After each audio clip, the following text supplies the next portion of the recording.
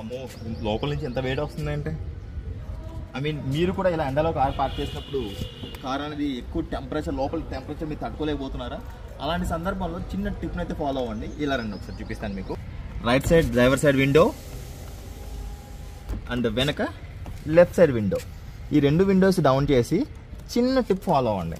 ఏం చేస్తారంటే, ఈ రైట్ సైడ్ డోర్ ఉంది కదా, దీన్ని 1 2 3 4 5 6 7 8 9 10 ఇలా 10 టైమ్స్ చేశారంటే లోపల ఉన్న టెంపరేచర్ మొత్తం బయట నుంచి వచ్చే గాలి గడ లోపలికి వెళ్ళిపోయి, లోపల ఏదైతే హాట్ ఎయిర్ ఉంటుందో అది బయట ఎగ్జాస్ట్ నుంచి వెళ్ళిపోతుంది అనమాట.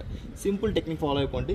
మీకు ఇదేంటంటే ఎండలో మనకు వెళ్తున్నప్పుడు ఏంటంటే ఏసీ కూడా కూల్ అవడానికి చాలా టైం పడుతూ ఉంటుంది. ఇది కనుక మీరు ఫాలో అయ్యారంటే వితిన్ 2 minutesలో ఏసీ అనేది కూల్ అయిపోతుందండి.